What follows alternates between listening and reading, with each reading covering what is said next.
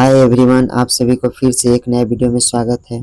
आज हम लोग झारखंड बोर्ड क्लास 8 एग्जामिनेशन 2026 में जितने भी क्वेश्चन पूछे थे केवल मैथ से रिलेटेड, वो हम लोग previous year question paper math का करने वाले हैं। आप सभी को पता होगा कि पेपर 2 का एग्जाम था जिसमें 3 सब्जेक्ट थे और तीनों सब्जेक्ट में टोटल 3 घंटा 15 मिनट यानी 3 घंटे का समय दिया गया था, जो कि प्रत्येक सब्जेक्ट पर एक एक घंटा था। इसमें 3 सब्जेक्ट पूछा गया था। सबसे पहला मैथ, फिर साइंस और फिर सोशल साइंस। तो केवल आज हम लोग मैथ का प्रीवियस ईयर क्वेश्चन पेपर करने वाले हैं। यह वीडियो किसके लिए है? तो यह वीडियो उन तमाम विद्यार्थियों के लिए है जो 2027 में झारखंड बोर्ड का क्लास 8 का एग्जाम देने वाले हैं और मैथ में अपना फुल में से फुल नंबर लाना चाहते हैं। तो चलिए हम लोग वीडियो को शुरू करते हैं। आज हम लोग मैथ का 1 से 50 तक का सवाल था नंबर का, तो आज हम लोग पूरा करेंगे। यदि आपने वीडियो को शुरू कर दिया है तो पूरा अंत तक देखिए ताकि आपको ज़्यादा समझ में आए और ज़्यादा क्वेश्चन के पूछने का पैटर्न का पता चले। तो चलिए हम लोग शुरू करते हैं। सबसे पहला सवाल, -9 का योज्य प्रतिलोम है। तो -9 का योज्य प्रतिलोम कौन है? तो जब भी -9 यानी योज्य प्रतिलोम पूछेगा तो यदि सवाल में माइनस है तो आप प्लस कर दीजिएगा प्लस में, और प्लस में है तो माइनस में। जैसे यहाँ पे -9 था तो आप यहाँ पर इसका आंसर हो जाएगा 9 केवल प्लस में। यहाँ पे एक और सवाल तरीका का सवाल पूछता है। और आज हम लोग इस वीडियो जो करने वाले इसमें वो टोटल हम लोग केवल क्वेश्चन नहीं करेंगे, उससे रिलेटेड जितने भी इम्पोर्टेंट क्वेश्चन है इनसे बनता है वे भी करने वाले हैं। तो वीडियो को अंत तक जरूर देखिएगा। जैसे यहाँ पे पूछ सकता था कि दूसरा सवाल कि 9 का गुणात्मक प्रतिलोम क्या होगा? गुणात्मक प्रतिलोम तो कुछ नहीं करना है। गुणात्मक प्रतिलोम जब भी बोले तो 1 यानी 1 के रूप में लिख देना है। तो इसे 9 तो 1/9 हो जाता है, लेकिन यहाँ पे योज्य प्रतिलोम पूछा था तो केवल 9 हो जाएगा। चलिए हम लोग क्वेश्चन नंबर 2 देखते हैं। क्वेश्चन नंबर 2 है कि निम्न में से कौन योज्य तत्समक है? योज्य तत्समक कहने का मतलब उसमें कोई भी जोड़े, कोई भी संख्या जोड़े तो वही संख्या आ जाए। तो इसका सही जवाब हो जाएगा बी यानी 0। आपको यहाँ पे एक और सवाल पूछ सकता था कि गुणात्मक तत्समक क्या है? तो गुणात्मक तत्समक जब भी पूछे तो उसका सही जवाब हो जाएगा 1। चलिए हम लोग क्वेश्चन नंबर 3 देखते हैं। यहाँ पे सवाल है कि -8/7 को गुना किया है 21/12 से और बराबर है 21/12, और यहाँ आपको पोस्ट में आपको भरना है कि क्या भराएगा। तो यहाँ पर देखिए यही वाला सेम यहाँ चीज़ दे दिया है, तो आपको यहाँ वाला सेम भर देना है। तो -8/7 हो जाएगा। तो यहाँ पे कौन सा ऑप्शन है? ऑप्शन में आप देखिए यहाँ पे माइनस छूट गया है, यहाँ पे माइनस छूट गया है। तो चलिए ऑप्शन नंबर ए सही जवाब है। जब भी ऐसा आएगा तो आपको ऐसा ही करना है, दोनों को देख लेना है। चलिए क्वेश्चन नंबर 4 देखते हैं। 4 में पूछा है कि -2/3 का समतुल्य परिमेय संख्या क्या है? थोड़ा सा रुकिए, यहाँ पे माइनस यहाँ पे नहीं है। तो चलिए यहाँ पे आपको देखना होगा कि -2 का समतुल्य परिमेय संख्या है कौन सा है। तो यहाँ पे आपको काटना होगा। इस ऑप्शन को काट पाएंगे तो नहीं, ये ऑप्शन कटेगा नहीं, ये काट के देखिए तो 6 कट जाएगा कितना बार में? तो 6 2 बार में, और 3 के पहाड़ा में है 3 बार में। तो -2/3 आ गया ना, तो इसका मतलब है कि हम लोग का आंसर यही है सी -6/9। चलिए क्वेश्चन नंबर 5 देखते हैं। यहाँ पे सवाल है कि 1/2 और 1/3 के मध्य परिमेय संख्या क्या है? तो जब भी मध्य परिमेय संख्या क्या है पूछेगा, मध्य परिमेय संख्या तो कुछ नहीं है, दोनों को जोड़ दीजिए और आप 2 से भाग दीजिए। तो 1/2 और इसमें 1/3 ऐड कर दीजिए और फिर इसमें 2 से भाग दीजिए। तो जब भी इसका भिन्न का जोड़ कीजिएगा तो इसका यहाँ पर देखिए कैसे बनेगा, 6 हो जाएगा, और यहाँ पे देख लीजिएगा यहाँ 3 हो जाएगा, यहाँ 2 हो जाएगा, तो हो जाएगा 5/6। और इसमें कितना से भाग देना है? तो यहाँ से 2 से। तो जब भी 2 से भाग दीजिएगा तो इधर 1/2 मल्टीप्लाई में हो जाएगा, तो कितना आ जाएगा 5/12। तो इसका सही जवाब हो जाएगा option number A 5/12। Question number 6 हम लोग देखते हैं। 6 परिमेय संख्या यानी -12/13 का मानक रूप क्या है? तो जब भी मानक रूप देगा कोई भी सवाल रहे, चाहे ये नंबर रहे चाहे चेंज करके, तो आपको सबसे पहले नंबर लिख लेना है और फिर नीचे 30। अब इसको काटना है, जब तक कट रहा है तब तक काटना है। तो यहाँ पे हो जाएगा 6 के पहाड़ा में 2 बार में और 6 के पहाड़ा में 5 बार में, तो -2/5। तो कौन सा ऑप्शन है? तो ऑप्शन नंबर ए। आपको ये 2 से भी काट सकते हैं, दोनों 2 से कटेगा, लेकिन आपको ज़्यादा से ज़्यादा अंक से काटने की ज़रूरत है क्योंकि जल्दी सवाल ऐसे बन जाएगा। तो चलिए हम लोग क्वेश्चन नंबर 7 देखते हैं। साथ में पूछा है कि 196 का वर्गमूल क्या होगा। तो 196 का वर्गमूल ऐसे तो आपको मैं टेलीग्राम पर दे दूंगा, 1 से लेकर कम से कम 50 तक का वर्ग आप लोग याद रख लीजिएगा, और 1 से कम 15 तक का घन या 20 तक का घन याद रख लीजिएगा, ताकि सवाल इसमें डायरेक्ट आपको बन सके इसका सवाल जो भी आए। तो यहाँ पे पूछा है 196 का वर्गमूल क्या होगा। तो 196 का वर्गमूल होता है 14। 14 का स्क्वायर जब भी कीजिएगा तो 196। चलिए क्वेश्चन नंबर टेलीग्राम का मैं यहाँ पे बता दूं कि टेलीग्राम का क्या नाम है। तो टेलीग्राम में जाकर आप सर्च कीजिएगा जेन्युइन स्टडी जोन, उसमें आप जाके ज्वाइन कर सकते हैं, ताकि जब भी मैं उसमें क्वेश्चन भी अपलोड करता हूँ ऑब्जेक्टिव, तो आप उसमें टिक मार सकते हैं।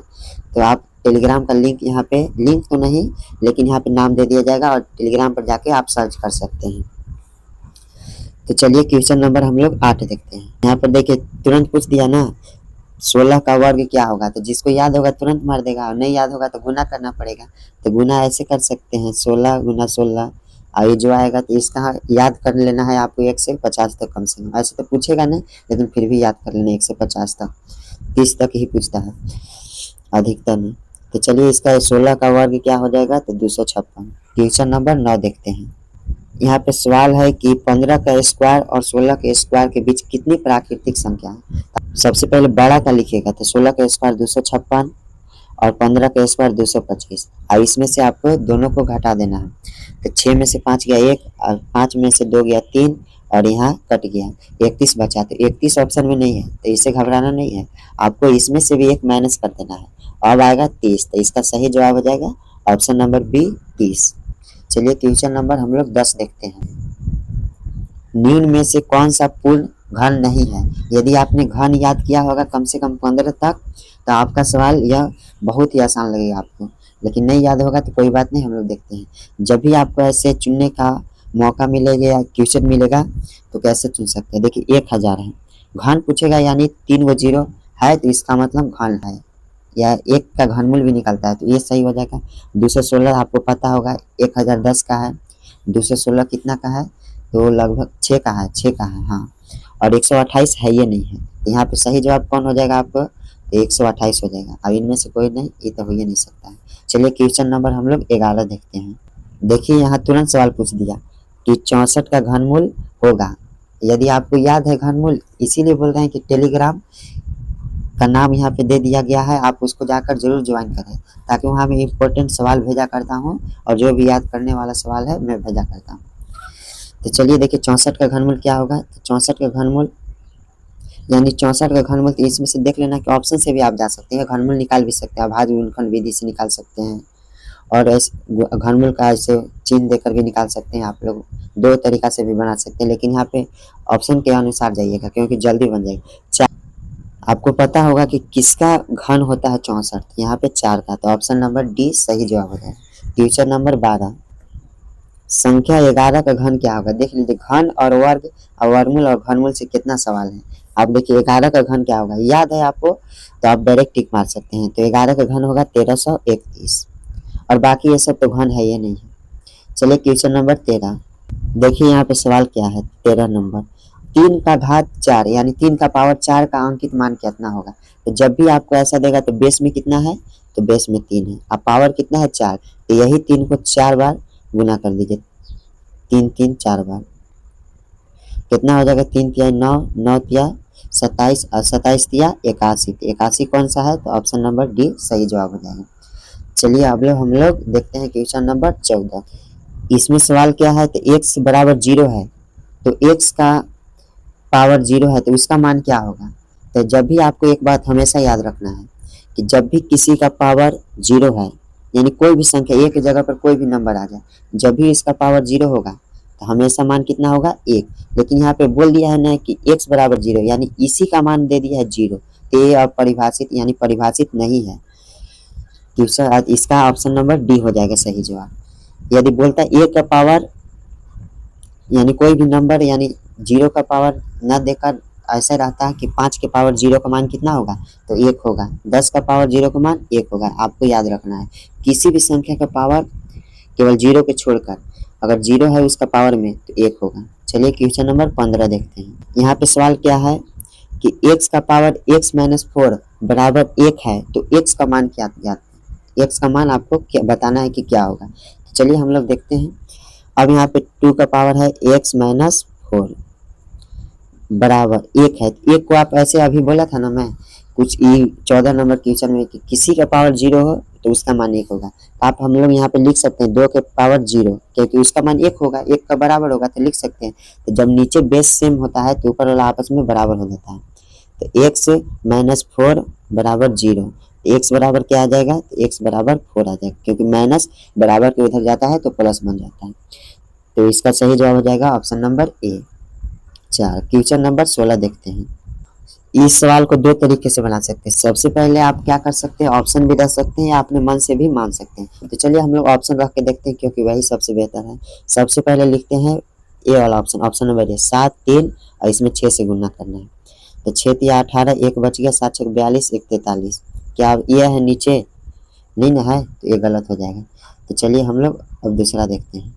अब हम लोग बी ऑप्शन रखते हैं। तो 7 8 और इसमें 6 से, तो 8 6 8 48, 4 हासिल 7 6 42 और 4 46।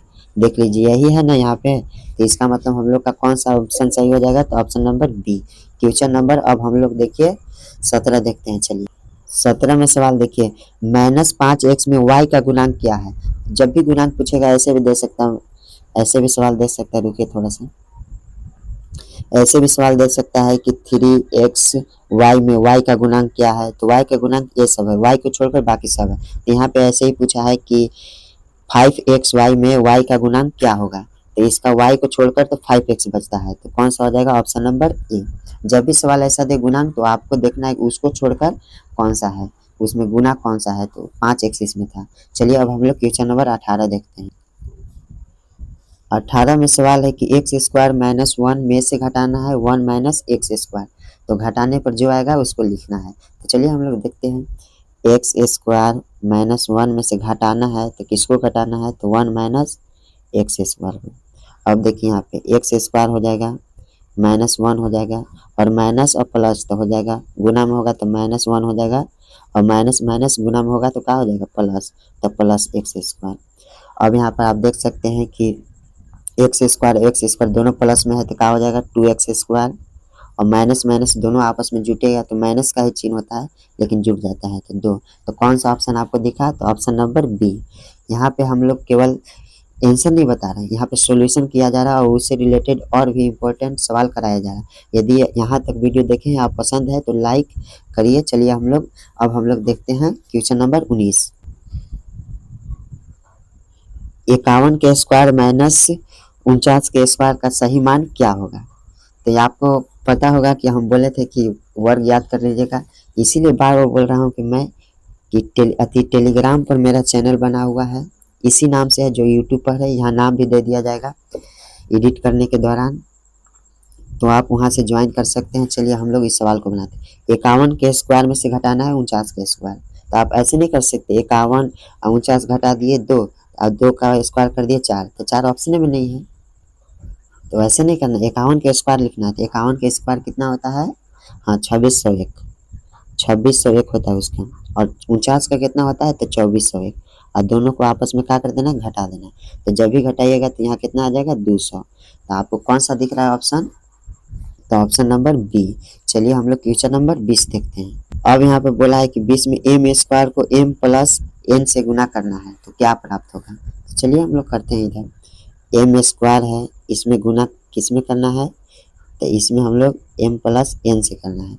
तो m स्क्वायर में m से गुना होगा तो m के पावर 2 है और m के पावर 1 है। तो आपको पता होगा कि a के पावर m और गुना a के पावर n होता है तो दोनों में आपस में जुड़ जाता है तो a के पावर m प्लस n हो जाता है। तो यही हम लोग पढ़े थे घात घातांक में, शायद इसको पढ़े थे। तो चलिए ऐसा ही कुछ करना है।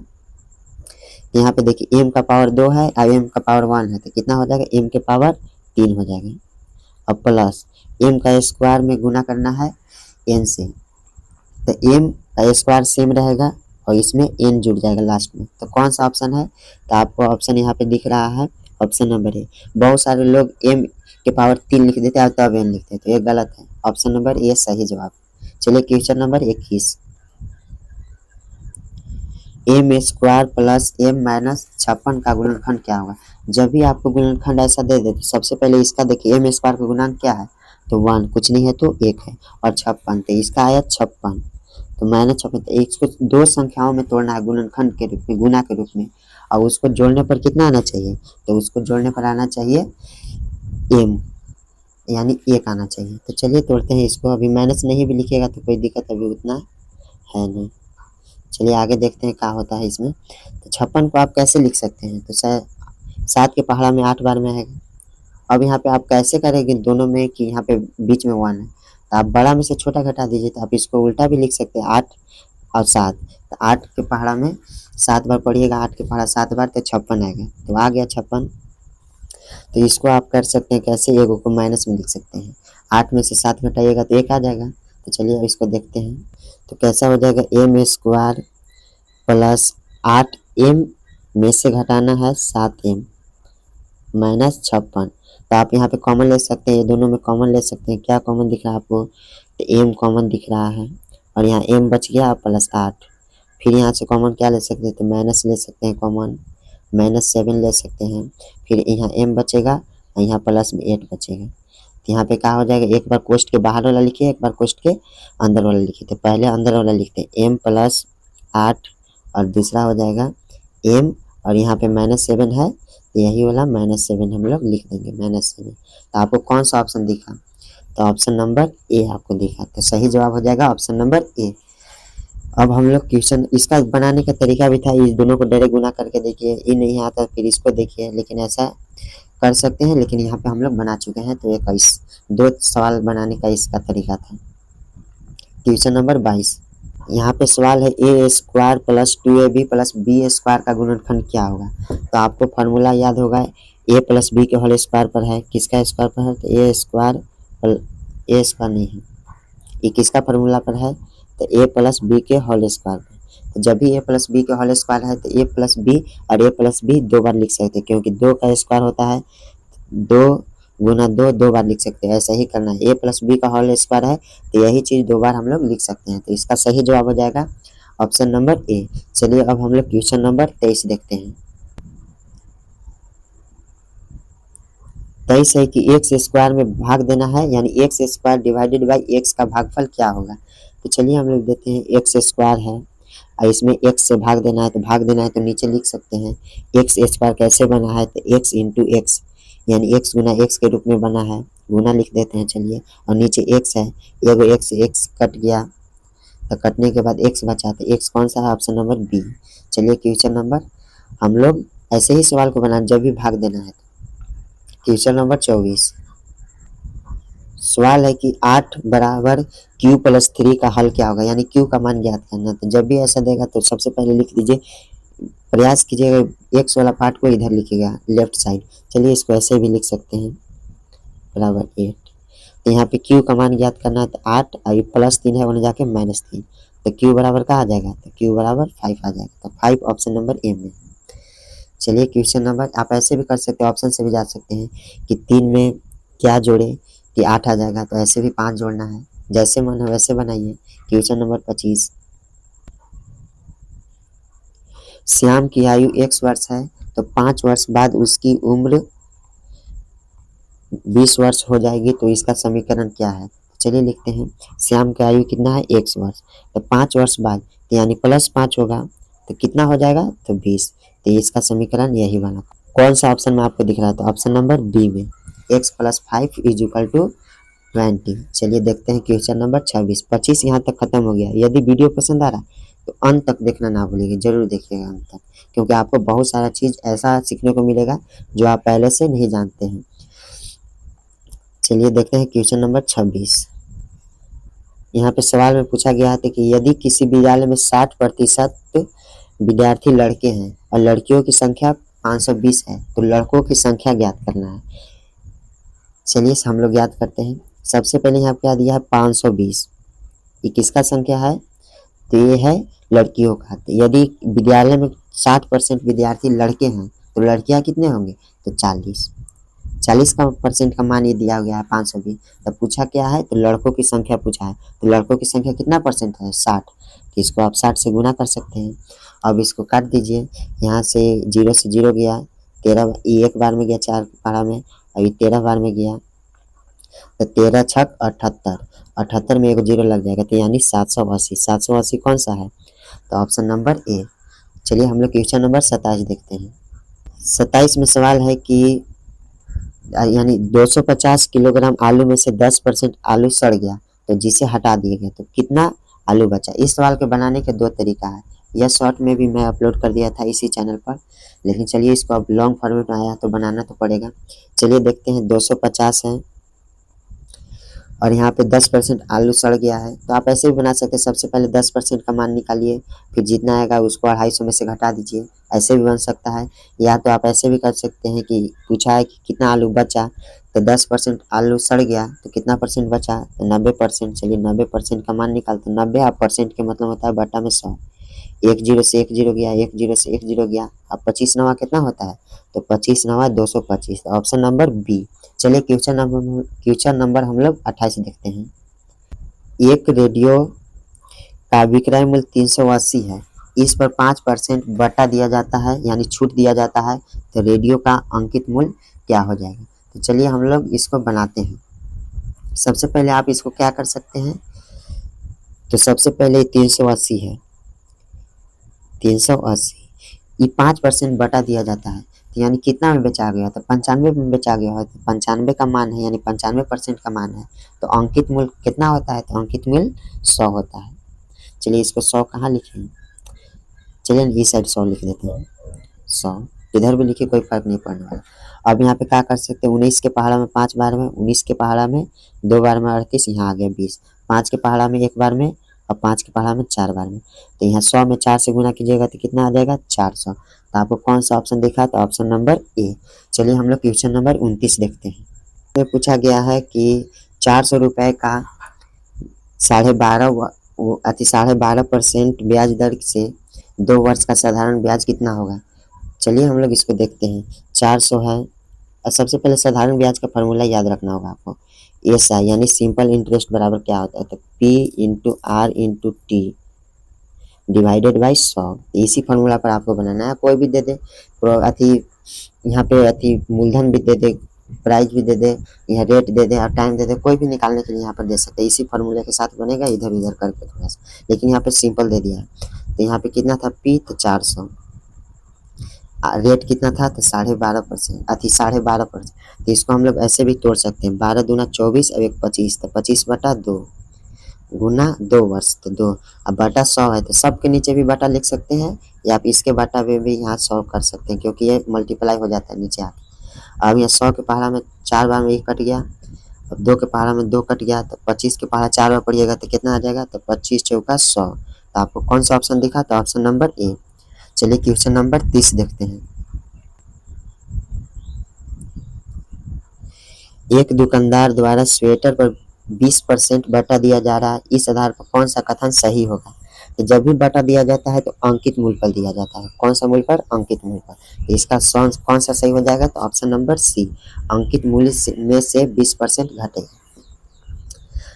चलिए अब हम लोग क्वेश्चन नंबर 31 देखते हैं।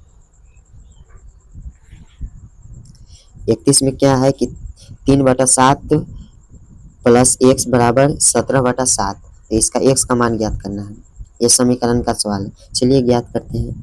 यहाँ पे सवाल है तो इसको आपका ऐसे भी सवाल नहीं लिख रहे हैं, डायरेक्ट बना रहे हैं।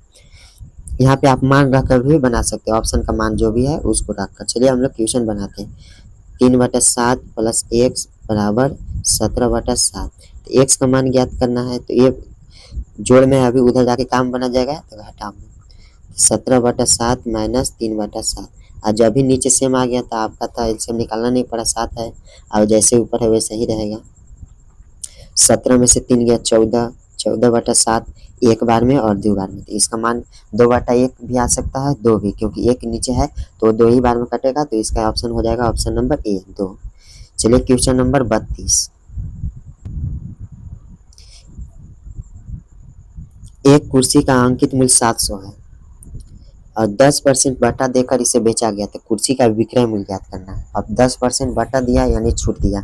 आपको बोले थे ना अभी थोड़ा देर पहले अंकित मूल्य पर बटा दिया जाए, तो देखिए अंकित मूल्य से 700 रुपया है ना, 700 रुपया इस पर बटा दिया जाता है। चलिए हम लोग देखते हैं 700 है, कितना परसेंट बटा दिया, तो 10%।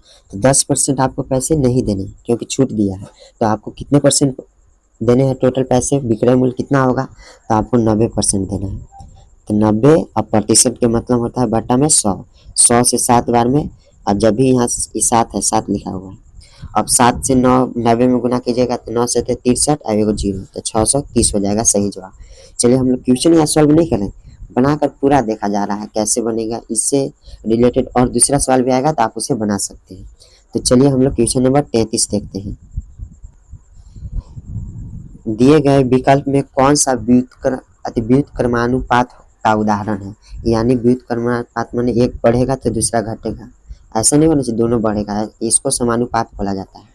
तो चलिए हम लोग देखते हैं। सबसे पहला ऑप्शन है चाल और दूरी। यदि हम चाल और ये सही नहीं मान रहे हैं, चाल और दूरी, यदि चाल बढ़ाएंगे तो दूरी बढ़ेगा कि घटेगा, बिल्कुल दूरी भी बढ़ेगा। जितना हम लोग स्पीड गाड़ी का एक्सीलरेटर ऐंठते हैं उतना ही दूरी बढ़ते जाता है और दूरी तय करते जाता है। तो ये समानुपात का उदाहरण है। आदमी की संख्या और कार्य, ये यदि कार्य एक ही है तो आदमी की संख्या 10 आएंगे, फिर 20 आएंगे, तो धीरे धीरे कार्य कम होते जाएगा। तो इसका सही जवाब हो जाएगा ऑप्शन नंबर बी।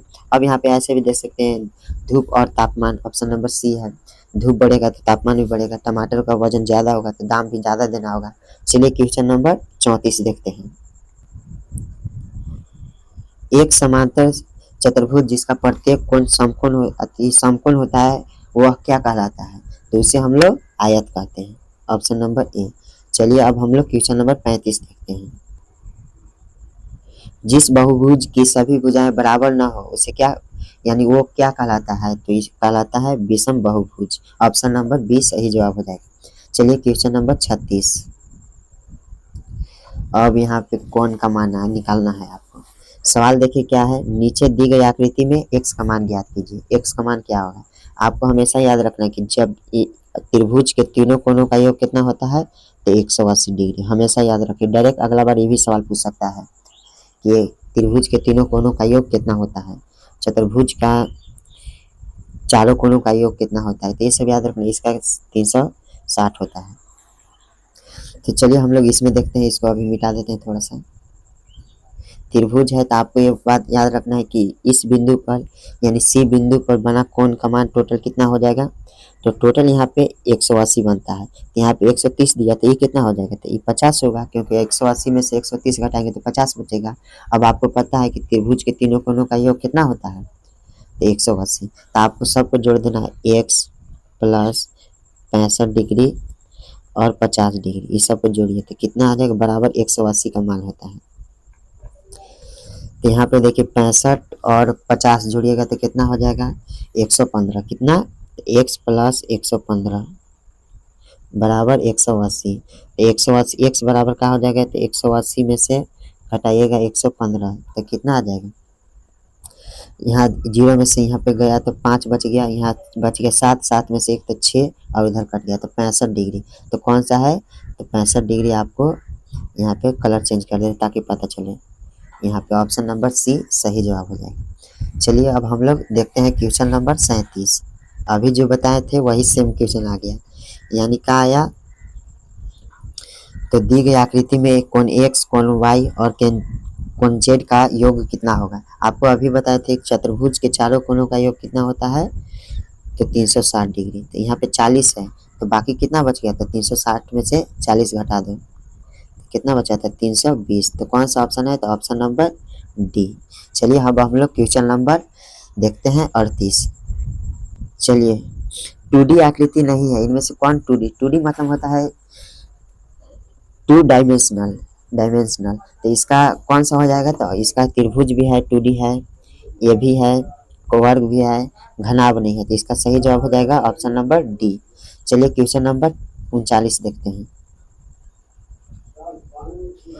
39 में क्या है, निम्न में से कौन सा एक ही समूह का नहीं है। कौन सा मतलब 3 गो एक समूह का होगा, एक दूसरे समूह का होगा। तो चलिए देखते हैं। पहला ऑप्शन है घन, घनाभ, शंकु और सी में है आयतन।